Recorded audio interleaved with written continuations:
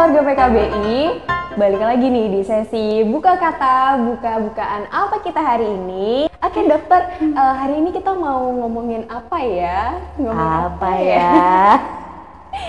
Hepatitis B itu suatu penyakit infeksi yang mengenai organ liver atau hati disebabkan oleh virus hepatitis B. Sampai saat ini yang paling efektif dan efisien adalah vaksin. Untuk pencegahannya kita berikan vaksin hepatitis B. Bisa dibilang yang paling berbahaya ya di antara hepatitis A dan C itu yang hepatitis B, karena hepatitis B ini kan bisa dibilang seperti silent killer ya. Jadi soal hepatitis B, aku pernah baca di salah satu artikel. Emangnya bener ya dok kalau misalnya hepatitis B ini berkaitan erat dengan infeksi menular seksual? Buka kata, buka-bukaan apa kita hari ini?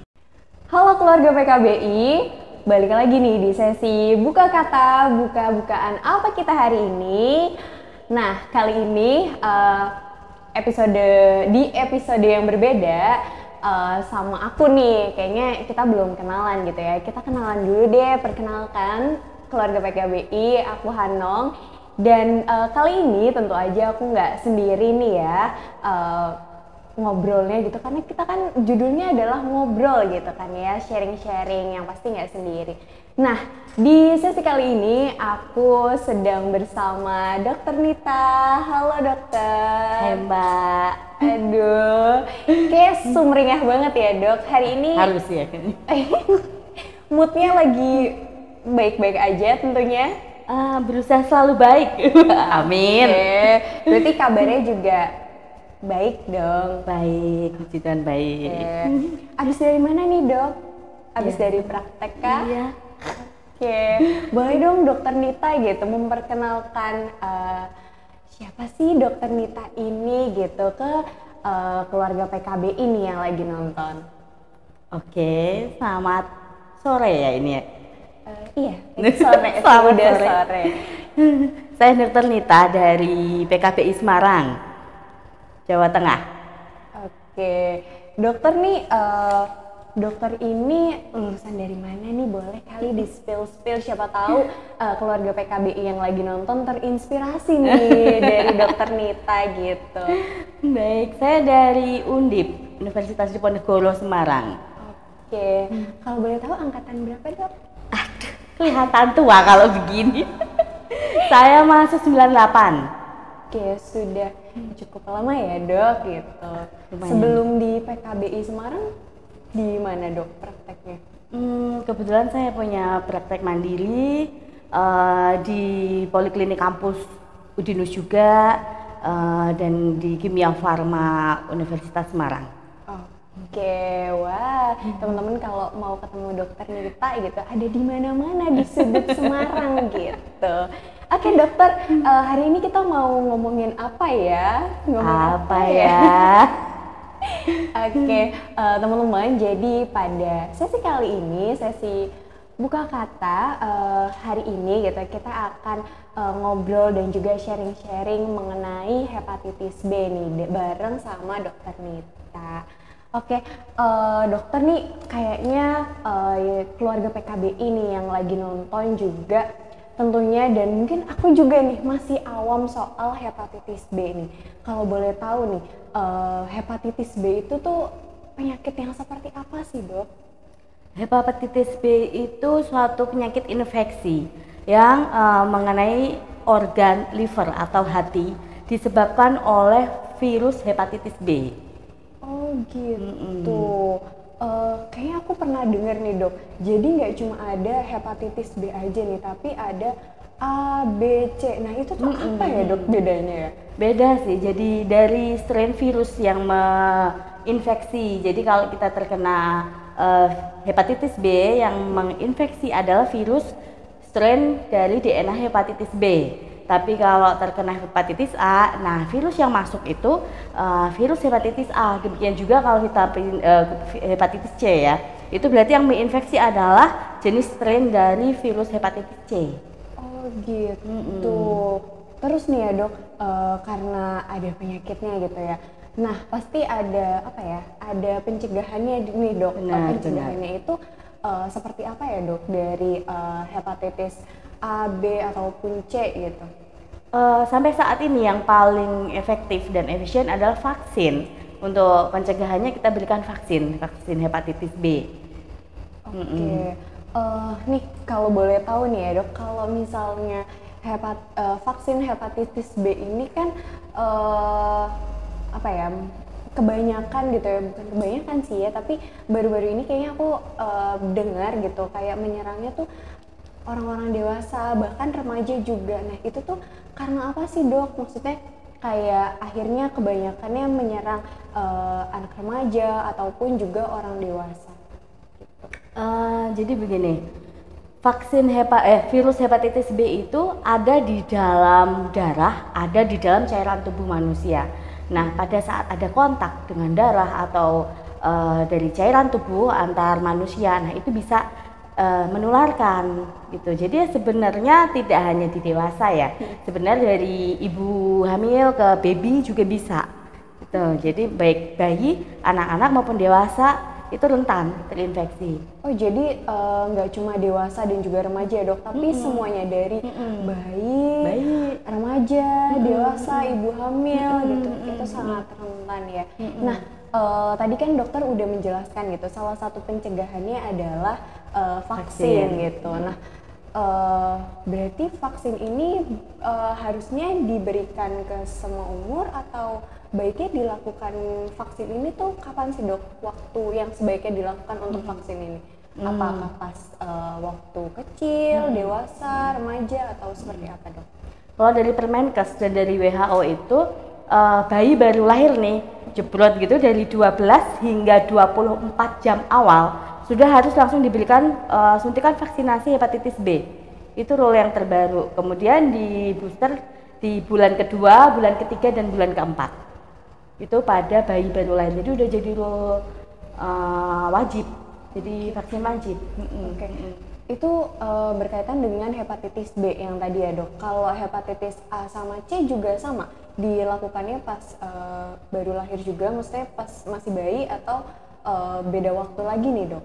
Enggak sih, kalau hepatitis A dan C enggak.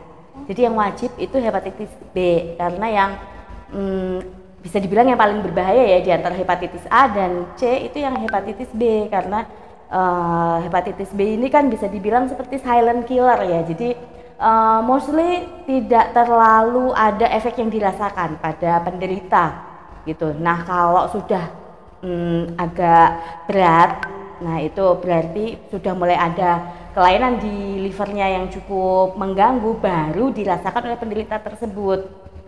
Gitu. Ini jadi pengetahuan baru juga nih buat aku, karena sebelumnya aku juga masih yang kayak awam hepatitis A, B, C itu apa bedanya sih gitu kan ya. Karena kayaknya selama ini ya yang berkembang di masyarakat juga masih rendah informasi terkait hepatitis ini gitu. Nah, oh iya, aku punya pertanyaan juga nih dok, banyak kayaknya pertanyaanku soal hepatitis B. Aku pernah baca di salah satu artikel, emangnya bener ya dok kalau misalnya hepatitis B ini berkaitan erat dengan infeksi menular seksual? Apakah itu benar atau mitos atau fakta gitu? Jadi kalau berkaitan langsung sih sebenarnya tidak, tapi karena penularannya ya hampir sama, itu kan disinyalir agentnya itu juga hampir sama. Jadi pada infeksi menular seksual kan penularannya kebanyakan lewat hubungan seksual, itu berarti kan ada kontak dengan cairan tubuh seperti itu. Nah kebetulan si hepatitis B ini sendiri dia juga jalan-jalan di dalam tubuh kita, dia ada di dalam darah maupun di cairan tubuh. Nah itu penularannya ya salah satu, salah dua, salah tiganya ya dari pelaku seks bebas misalnya, atau pekerja seks komersial gitu. Jadi ya hubungannya tidak bukan virusnya sama gitu, bukan, tapi agen penularannya aja yang hampir sama gitu. Jadi mungkin kalau sudah kita handle infeksi menular seksual ya biasanya bisa dibilang bersamaan sih, kita berikan edukasi, kita berikan vaksinasi itu berbarengan dengan hepatitis B ini. Oke, ngomong-ngomong soal vaksin lagi nih dok, kalau misalnya alur nih ketika misalnya contohnya aku atau keluarga PKBI yang lagi nonton yang lainnya gitu, itu alurnya gimana sih dok? Apakah ketika datang ke rumah sakit atau klinik itu langsung kayak ujuk-ujuk gitu, ujuk-ujuk dok atau sus aku mau vaksin hepatitis B gitu, misalnya langsung kayak gitu, atau ada alur-alurnya nih sebelum vaksin gitu? Apakah ada tes dulu, tes darah, tes yang lainnya mungkin gitu dok? Maksudnya kalau kita butuh vaksin gitu ya, kita butuh vaksin, kita bisa datang ke sentra yang memang menyediakan vaksinasi tersebut. Misalnya di sini kita berbicara vaksin hepatitis B, jadi kita datang ke sentra tersebut. Biasanya kita bisa konsultasi dulu dengan dokternya, dan yang paling penting ada dicek dulu ya, dicek dulu serologi, biasanya berkaitan dengan HBsAg, dengan anti HBs. Kita lihat kadar dalam tubuh kita dulu. Oke, gitu. Kalau boleh tahu nih ya dok, jujur aku juga baru pertama kali dengar gitu. Kalau HBsAg itu tuh apa sih dok? Ini mulai pusing nih ini Iya, mulai apa ya, kata-katanya jarang aku dengar nih gitu. HBsAg itu suatu serologi, pemeriksaan serologi dari antigen permukaan dari virus hepatitis B gitu. Jadi gimana ya kalau awalnya ya? Jadi virus gitu ya, dia punya antigen seperti senyawa kimia lah ya gitu ya. Jadi seperti antigen. Nah itu kalau masuk ke tubuh kita itu bisa dideteksi dengan pemeriksaan yang diambil lewat darah. Nah, dan kita akan diambil, dicek dengan pemeriksaan serologi sehingga keluar di situ tuh nilai HBsAg-nya reaktif atau non reaktif gitu. Kalau memang HBsAg-nya itu reaktif, berarti di dalam tubuh kita baru terinfeksi virus hepatitis B. Tapi kalau tidak ada virus hepatitis B masuk, itu HBsAg-nya negatif. Gitu. Berarti yang harusnya dapat vaksin hepatitis B itu yang reaktif atau yang non reaktif? Yang non reaktif. Oh, yang non reaktif. Kenapa kalau misalnya yang reaktif itu nggak dapat vaksin gitu? Boleh tahu penjelasannya gitu? Mungkin juga biar menambah pengetahuan juga buat keluarga PKBI gitu kan? Seperti apa dok? Kalau yang HBsAg reaktif itu berarti si pasien baru sakit. Oh, baru fase aktif. Baru sakit itu bisa hepatitis akut maupun hepatitis kronis. Dua-duanya bisa HBsAg-nya positif. Kalau HBsAg-nya positif dalam waktu 0 sampai 6 bulan itu yang hepatitis akut. Jadi kalau kronis lebih dari 6 bulan. Nah, pada saat kita terinfeksi aktif seperti itu, kita tidak boleh diberikan vaksin.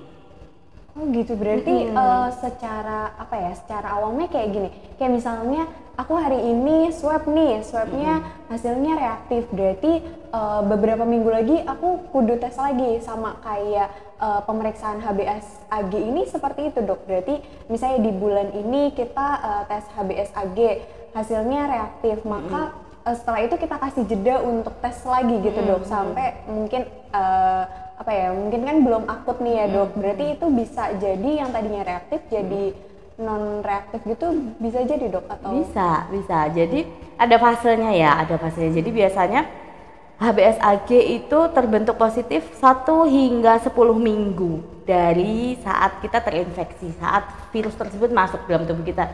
1 hingga 10 minggu ini bisa terbentuk HBsAg. Nah, setelah lebih dari 3 bulan itu biasanya 3 hingga 6 bulan HBsAg itu akan negatif bila terjadi perbaikan, bila terjadi penyembuhan dalam diri kita.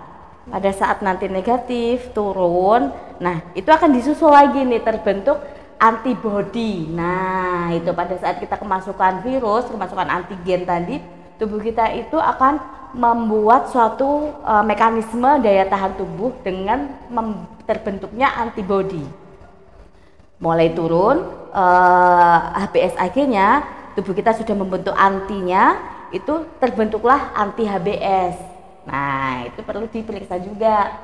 Kalau ternyata sudah mulai turun, anti HBS-nya harus diperiksa. Anti HBS itu penanda serologi. Apakah kita sudah mempunyai kekebalan terhadap virus hepatitis B? Kalau itu sudah di atas 10, itu sudah kita nggak perlu vaksin.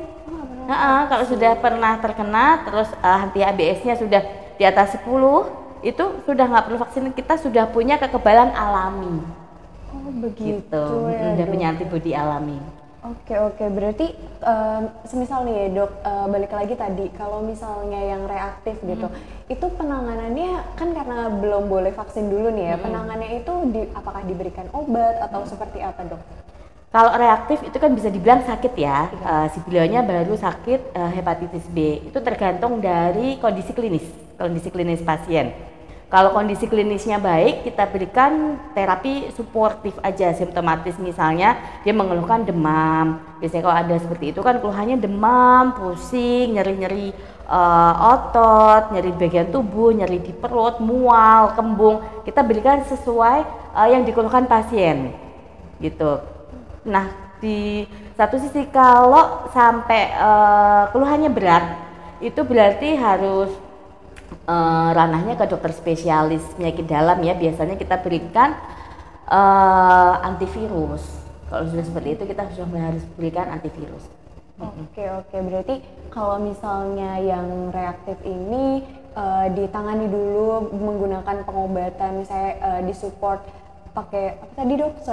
Pakai obat seperti itu. Obat-obat simptomatis, kemudian biasanya yang harus dan wajib nih istirahat. Ini wajib istirahat. Berarti nggak boleh capek-capek. Nggak boleh. Kalau sudah terkena liver kita itu, kita harus banyak istirahat. Kemudian makan makanan yang nutrisinya tinggi, banyak mengandung vitamin untuk pembentukan daya tahan tubuh alami kita. Minum juga harus diperhatikan. Kita berikan minuman harus jumlah banyak. Itu aja sih suportifnya. Oke, berarti kalau misalnya yang reaktif itu ya tadi yang disebutkan oleh dokter. Nah kalau yang non reaktif berarti sudah dipastikan boleh untuk vaksin ya dok. Maksudnya dari tadi, maksudnya dari tes HBS AG ini non reaktif gitu bisa dilanjut ke vaksin begitu ya dok ya.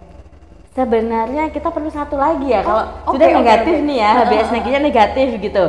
Berarti kan udah sehat dulu nih. Sehat, tapi kan kita nggak ngerti apakah dia pernah terinfeksi atau belum. Gitu. Kan banyak orang yang tidak sadar nih pernah terkena, tapi karena daya tahan tubuhnya bagus, jadi tidak ada keluhan apapun. Tapi dia ternyata sudah pernah terkena gitu. Nah kita ceknya dengan apa? Tadi kembali lagi ke anti HBS. Jadi kita udah punya imun sendiri belum? Udah punya antibodi yang terbentuk belum? Kok ternyata anti HBS-nya negatif, berarti memang beliau belum pernah terkena sama sekali. Tapi kalau HBS AG negatif, tapi anti HBS-nya sudah tinggi, sudah 10, berarti beliau sudah pernah terkena dan sudah punya imunitas alaminya, sudah tidak perlu divaksin juga. Jadi diingatkan lagi ya untuk keluarga PKBI. Jadi kalau misalnya mau vaksin hepatitis B itu tuh yang pertama adalah harus tes dulu nih HBsAg apakah hasilnya reaktif ataupun non reaktif. Kalau misalnya reaktif ya nanti diberikan pengobatan dulu, diberikan terapi dulu. Kalau misalnya hasilnya non reaktif kita bisa lihat lagi anti HBS-nya hasilnya seperti apa. Kalau misalnya bagus ya tidak perlu vaksin gitu. Oke, selanjutnya dok mau tanya nih, kalau misalnya vaksin hepatitis B ini diberikan berapa kali sih dok? Maksudnya dalam rentan waktu misalnya berapa bulan sekali atau seperti apa gitu dok? Untuk dewasa di atas 18 tahun biasanya 3 kali ya. Jadi 0, 1, dan 6. Maksudnya 0 bulan ini pertama kali suntik itu kita hitung bulan ke-0, kemudian 1 bulan kemudian 5 bulan dari suntikan yang kedua.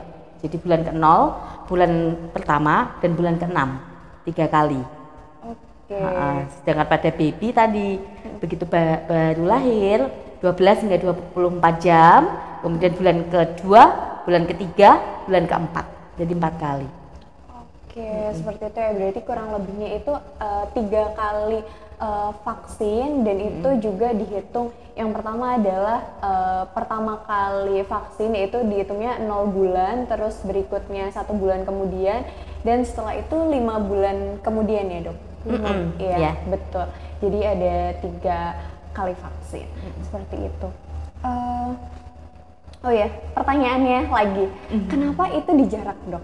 Maksudnya dari bulan yang pertama kali kita suntik, terus abis itu kan jedanya juga beda-beda nih. Ada yang cuma sebulan, ada yang jedanya 5 bulan. Itu tuh ada alasan tertentunya nggak sih, Dok, diberikannya ada jeda-jedanya gitu?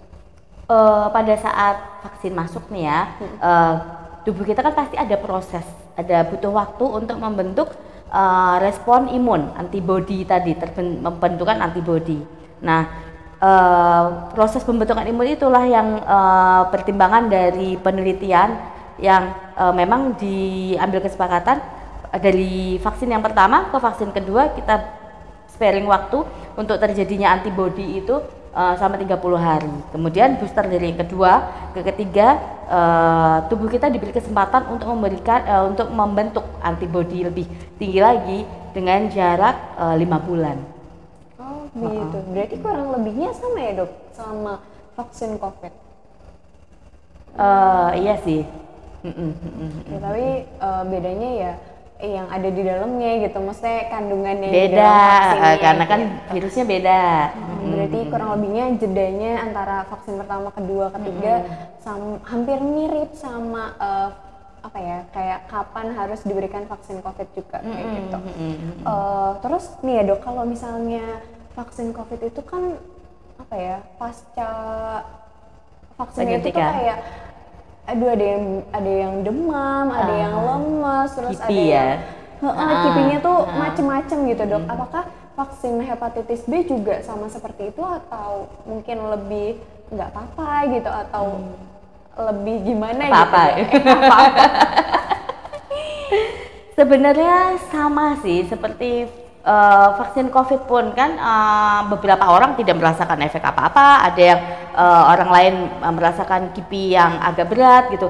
Vaksin hepatitis B pun juga sama, jadi sebenarnya tidak ada kipi yang berarti gitu ya. Tapi beberapa orang ditemukan kejadian pasca penyuntikan itu yang umum biasanya agak-agak bengkak aja, agak nyeri di lengan kan ya, biasanya disuntikannya di lengan, agak nyeri, agak bengkak, kemeng ya, bener, bahasa Jermannya kemeng itu. Kemeng, agak demam mungkin, pusing kayak gitu ya, paling nyeri gitu aja sih Kak, kecuali memang si pasien tersebut ada alergi ya. Nah, kemungkinan misalnya bengkak, gatel, pingsan atau apa masih ada kemungkinan terjadi, tapi itu dilihat dari prevalensinya amat sangat kecil sekali kejadiannya. Oke, berarti nggak apa-apa ya, maksudnya jangan takut gitu. Kayak kadang kan orang juga mau vaksin COVID juga kayak mikir-mikir, nanti ini pusing, nanti kata tetanggaku begini gitu, begini gitu. Ini ketambahan lagi nih, apa sih vaksin hepatitis B gitu kan ya, antar sama efeknya, antar iya benar.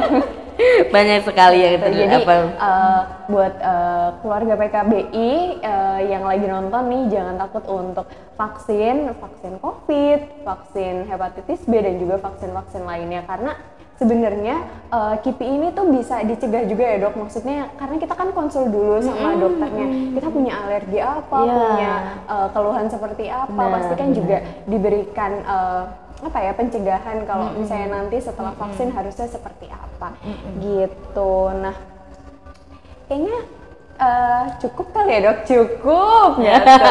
Kayak ngobrol kali ini kayak cukup lama gitu ya, Dok, dan nggak berasa udah berapa menit ya ini ya. Oke, mungkin di lain kesempatan kita akan ngobrol-ngobrol lagi, mungkin nggak soal hepatitis B tapi soal permasalahan-permasalahan kesehatan yang lainnya gitu ya, Dok.